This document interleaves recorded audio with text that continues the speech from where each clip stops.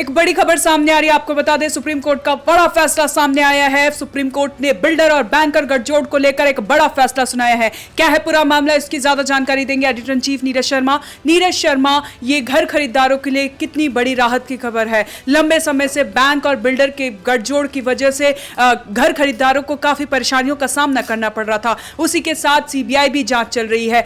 कितनी राहत है? सुप्रीम कोर्ट से बड़ी राहत मिली है, और बड़ी राहत नहीं, सबसे बड़ी खबर जो सुप्रीम कोर्ट से आ रही है कि सीबीआई ने दिल्ली एनसीआर को छोड़ करके और भी जगहों पर, मतलब कि मुंबई, कोलकाता, मोहाली, प्रयागराज, इन सब जगहों पर बिल्डर्स और बैंकर्स का नेक्सस को पकड़ा है। और अब नए सिरे से 6 नए केस दर्ज किए जा रहे हैं। सीबीआई ने लगभग ये जांच पूरी कर ली है और इसकी पूरी रिपोर्ट सुप्रीम कोर्ट में सौंपी है। और सुप्रीम कोर्ट में जब रिपोर्ट सौंपी गई तो उसके बाद से सुप्रीम कोर्ट से हरी झंडी मिली है इन सब जगहों पर एफआईआर दर्ज करने के लिए। आपको बता दें कि सीबीआई की ओर से जो सॉलिसिटर जनरल हैं ऐश्वर्या भाटी, वो पेश हुए थे सुप्रीम कोर्ट में, और उन्होंने बताया कि सुपरटेक लिमिटेड को छोड़ करके दिल्ली एनसीआर से बाहर मुंबई, बेंगलुरु, कोलकाता, मोहाली और प्रयागराज में अलग अलग बिल्डर परियोजनाओं पर जांच पूरी कर ली गई है। और अब सुप्रीम कोर्ट से ग्रीन सिग्नल मिला है कि जब जांच पूरी हो गई है तो इस पर एफआईआर दर्ज किया जाए और जो बैंकर्स और बिल्डर्स का जो नेक्सस है उसमें तेजी से जांच करके उनको गिरफ्तार किया जाए। आपको बता दें साक्षी कि सबवेंशन स्कीम के नाम पर बड़े पैमाने पर फ्रॉड करने की घटना सामने आई है। जो पता चला है कि पहले क्या किया गया कि बिल्डरों ने फ्लैट खरीदारों को घर बेचने के लिए कहा कि आपको लोन हम खुद भी मुहैया करवाते हैं, और इसके लिए उन्होंने बैंकर्स का इस्तेमाल किया। बैंकर्स को कहा गया कि आप जो हैं फ्लैट खरीदारों के नाम से लोन इशू कर दीजिए।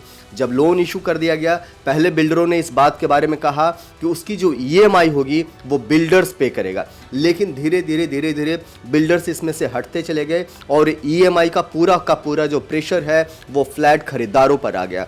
फ्लैट खरीदारों ने इसका विरोध किया जब उसने अपने एग्रीमेंट पे दिखाया कि देखिए बिल्डर्स ने क्या कुछ कहा था, किस तरह के वादे किए थे, लेकिन बैंकर्स ने इन सब चीज़ों से मुंह मोड़ लिया।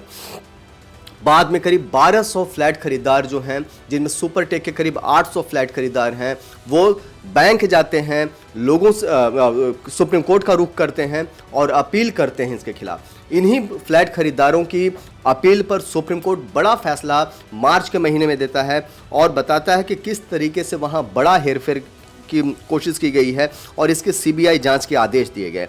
इसी सीबीआई जांच में मैं आपको अगर तारीख वाइज बताऊं साक्षी, कि सबसे पहले 22 जुलाई 2025 को जो है सुप्रीम कोर्ट ने 22 एफआईआर दर्ज करने के आदेश दिए थे, जिसमें यही सबवेंशन स्कीम के नाम पर जो फ्लैट खरीदारों के साथ जो धोखाधड़ी हुआ था उसको उसमें शामिल किया गया था। 29 मार्च को कोर्ट ने, मतलब सुप्रीम कोर्ट ने सीबीआई को नोएडा, ग्रेटर नोएडा, गुरुग्राम, यमुना एक्सप्रेसवे और गाजियाबाद में बिल्डरों और परियोजनाओं के मामलों में 5 प्रारंभिक जांच दर्ज करने की इजाजत दी थी। ये 29 मार्च की घटना है। उसके बाद जो है रियल्टी क्षेत्र की जो इंपॉर्टेंट कंपनी है लाइक सुपरटेक लिमिटेड के खिलाफ एक प्रारंभिक जांच दर्ज होती है और करीब 800 घर खरीदारों ने इन सुपरटेक के खिलाफ 8 अलग अलग शहरों में 84 अपील किया था, जिसको क्लब करते हुए सुप्रीम कोर्ट जो है ये फैसला देता है। 22 जुलाई को अदालत में सीलबंद लिफाफे में सीबीआई रिपोर्ट पेश करती है और उस रिपोर्ट में साफ बताया गया कि किस तरीके से बिल्डर्स और बैंकर्स का गठजोड़ सामने आया।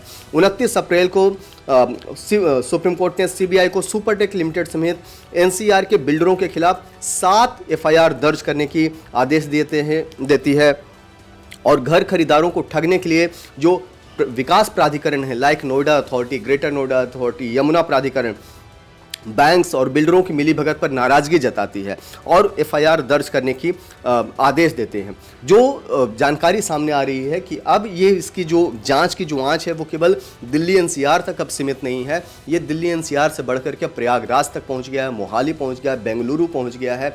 तो आप अंदाज़ा लगा सकते हैं कि कितना बड़ा बिल्डर्स और बैंकर्स का नेक्सस है और जिसको ब्रेक किया जा रहा है। सीबीआई ने एनसीआर के बाहर कि जो बिल्डर्स और बैंकर्स के नेक्सस को 6 हफ्ते का टाइम दिया गया था, जिसकी जांच की समय पूरी हो गई, उस पर रिपोर्ट सौंपी गई और अब उसी रिपोर्ट्स के आधार पर जो है अब 6 नए एफआईआर दर्ज किए जा रहे हैं। सर देखिए, सबसे बड़ा सवाल ये है कि जो वीकेंड का टाइम होता है वो बच्चों के साथ बिताने का होता है। ऐसे में आप देखते होंगे कई फ्लैट बायर्स हैं जिनके साथ ये धोखाधड़ी हुई है। बैंक और बिल्डर के गठजोड़ में वो फंस चुके हैं। वो धरना प्रदर्शन करते थे और बड़ा मार्च निकालते थे। ये समय जो होता है वीकेंड का, आप समझ सकते हैं कि व्यस्त समय के बाद जो बच्चों को घर परिवार के लिए टाइम होता है, लेकिन वो बेचारे इतने मजबूर होते हैं कि प्रोटेस्ट करने को उतर जाते हैं, धरना प्रदर्शन करते हैं बिल्डर के खिलाफ। क्या उनकी ये जो पूरी मेहनत है अब सफल हो रही है? उनकी जो गाड़ी कमाई की जो पैसा है वो बिल्डर ने लूट लिया था, क्या अब वो वापस मिल सकता है?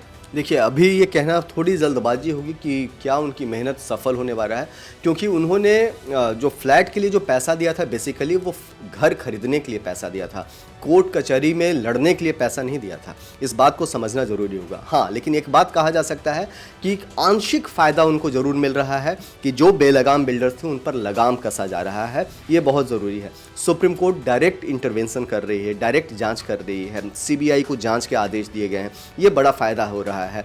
सबसे बड़ी बात क्या है साक्षी, कि इसमें समझने वाली बात है कि जो आम फ्लैट खरीदार है वो खुद को ठगा और फंसा हुआ महसूस करता है। उसका बड़ा कारण है कि जो लोकशाही है, जो प्रशासनिक व्यवस्था है, वो बिल्कुल भी ध्यान नहीं देती फ्लैट खरीदारों को की तरफ।